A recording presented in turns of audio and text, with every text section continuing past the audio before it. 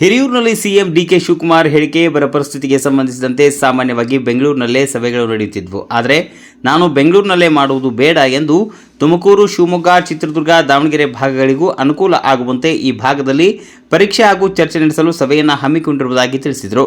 ಬೆಳಗಾವಿಯಲ್ಲಿ ರೈತರಿಗೆ ಹಾಗೂ ಕುಡಿಯುವ ನೀರಿನ ತೊಂದರೆಗೆ ಆಗದಂತೆ ವಿಶೇಷ ತೀರ್ಮಾನ ಕೈಗೊಳ್ಳಲಾಗಿದೆ. ಆಲಮಟ್ಟಿ ಹೊರತುಪಡಿಸಿ ಉಳಿದೆಡೆ ಇನ್ನೂ ಹೆಚ್ಚಿನ ಬರ ಪರಿಸ್ಥಿತಿ ಕಂಡುಬರುತ್ತಿದ್ದು, ಮುಂಜಾಗ್ರತಾ ಕ್ರಮಗಳ ಬಗ್ಗೆ ಚರ್ಚಿಸಲು ಜನಪ್ರತಿನಿಧಿಗಳು ಹಾಗೂ ಅಧಿಕಾರಿಗಳನ್ನು ಕರೆಸಲಾಗಿದೆ ಎಂದರು. ಕೆಲವು ಪ್ರಸಿದ್ಧ ದೊಡ್ಡ ಖಾಸಗಿ ಶಾಲೆಗಳು ಗ್ರಾಮೀಣ ಭಾಗದ ಸರ್ಕಾರಿ ಶಾಲೆಗಳನ್ನು ದತ್ತು ತೆಗೆದುಕೊಂಡು ಶಿಕ್ಷಕರ ಕೊರತೆಯನ್ನು ನೀಗಿಸಿ ಗುಣಮಟ್ಟದ ಶಿಕ್ಷಣ ನೀಡುವಂತೆ ಮಾಡುವುದು ಸರ್ಕಾರದ ಉದ್ದೇಶವಾಗಿದೆ. ಅಲ್ಲದೆ CSR ನೀತಿಯಡಿಯಲ್ಲಿ ಬಂದ 2% ಹಣವನ್ನು ಬಳಸಿಕೊಂಡು ಗ್ರಾಮೀಣ ಮಕ್ಕಳಿಗೆ ಉತ್ತಮ ಶಿಕ್ಷಣ ದೊರೆಯುವಂತೆ ಮಾಡುವ ಉದ್ದೇಶ ಹೊಂದಲಾಗಿದೆ ಎಂದು ಹೇಳಿದರು. ನೀಟ್ ಪರೀಕ್ಷಾ ಅಕ್ರಮಗಳ ವಿಚಾರವಾಗಿ ಪಾರ್ಲಿಮೆಂಟ್ನಲ್ಲಿ ಚರ್ಚೆ ನಡೆಸಿ ಮಂತ್ರಿಗಳ ರಾಜೀನಾಮೆ ನೀಡಬೇಕೆಂದು ಒತ್ತಾಯಿಸಲಾಗಿದೆ.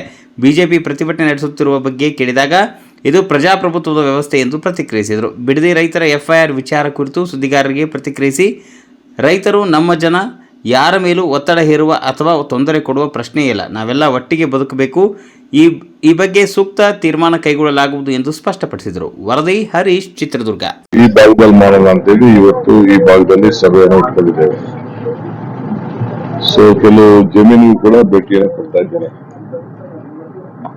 ಈಗಾಗಲೇ ರೈತರಿಗೆ ಯಾವ ಕಾರಣಕ್ಕೂ ಕುಡಿಯೋ ನೀರಿಗೆ ತೊಂದರೆ ಆಗಬಾರ್ದು ಅಂತೇಳಿ ಬೆಳಗಾಂನಲ್ಲಿ ಒಂದು ವಿಶೇಷವಾದಂತಹ ತೀರ್ಮಾನವನ್ನ ಮಾಡಿದ್ದೇವೆ. ಆಲ್ಮಟ್ಟಿ ಒಂದು ಬಿಟ್ರೆ ಇನ್ನೆಲ್ಲೂ ಕೂಡ ಇನ್ನ ಒಳ್ಳೆ ವಾತಾವರಣ ಇಲ್ಲ. ಬರ ಹೆಚ್ಚಿಗೆ ಆಗ್ತಾ ಇದೆ. ಈ ಭಾಗದಲ್ಲೂ ಕೂಡ ಬಹಳ ಬರ ಇನ್ನ ನಮಗೆ ಕಾಣ್ತಾ ಇದೆ. ಸೊ ಅದಕ್ಕೆ ಏನ್ ಮಾಡಬೇಕು ಮುಂಜಾಗ್ರತೆಯಾಗಿ ಅಂತ ಹೇಳಿ ಚರ್ಚೆ ಮಾಡ್ಲಿಕ್ಕೆ ಇವತ್ತೆಲ್ಲ ನಮ್ಮ ಜನಪ್ರತಿನಿಧಿಗಳು ಕೂಡ ನಾವೆಲ್ಲ ಆಹ್ವಾನ ಕೊಟ್ಟಿದ್ದೇನೆ. ಅಧಿಕಾರಿಗಳು ಕೂಡ ಮಾಹಿತಿಗಳನ್ನ ಪಡ್ಕೊಂಡಿದ್ದಾರೆ. ಚರ್ಚೆ ಮಾಡ್ಬಿಟ್ಟು ನಿಮ್ಮ ಹತ್ರ ಏನು ವಿಚಾರ ತಿಳಿಸ್ಬೇಕು ಅಂತ ಹೇಳಿ ತಿಳಿಸ್ತೇನೆ. ನಾಳೆ ಇಲ್ಲಿ ಸುಧಾಕರ್ ಅವರ ನುಡಿ ನಮನ ಕಾರ್ಯಕ್ರಮ ಕೂಡ ನಾನು ಇಟ್ಕೊಂಡಿದ್ದೇನೆ. ನಾಳೆ ಕೂಡ ನಾನು ಇಲ್ಲಿಗೆ ಬರ್ತೇನೆ.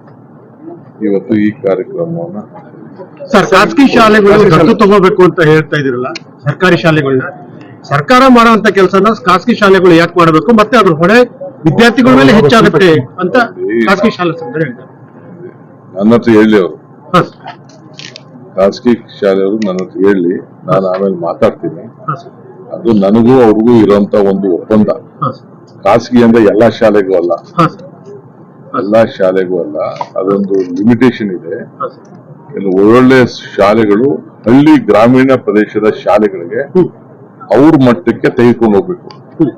ಸಪೋಸ್ ಯಾವ್ದೋ ಒಂದು ಬೆಂಗಳೂರಲ್ಲಿ ಶಾಲೆ ಇದೆ, ದೊಡ್ಡ ಶಾಲೆ, ಅನುಕೂಲವಾದ ಶಾಲೆ, ಒಳ್ಳೊಳ್ಳೆ ಫೀಸ್ ತಗೋತಾ ಇದ್ದಾರೆ.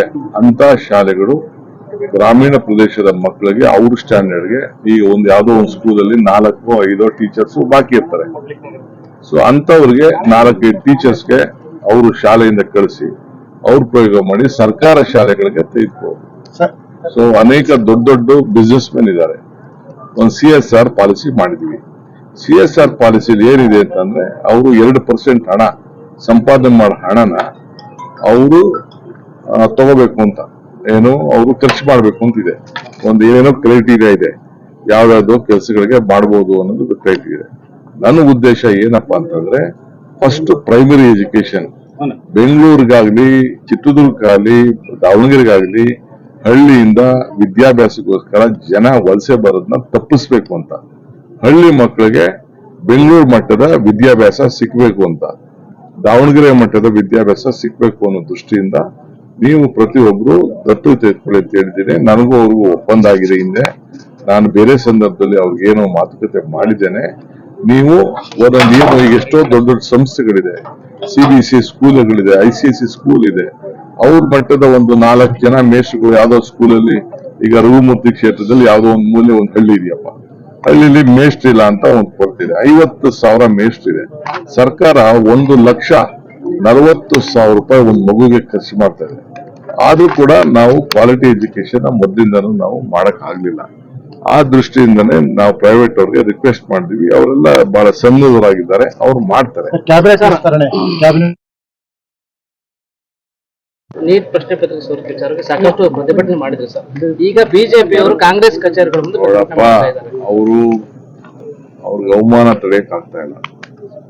ಪ್ರಧಾನಮಂತ್ರಿಗಳು ಈಗ ಕಣ್ ತೆರೆದಿದ್ದಾರೆ. ನಾವು ಪಾರ್ಲಿಮೆಂಟ್ ಅಲ್ಲಿ ಚರ್ಚೆ ಮಾಡಿ ಅಂತ ಹೇಳ್ತಾ ಇದ್ದೀವಿ.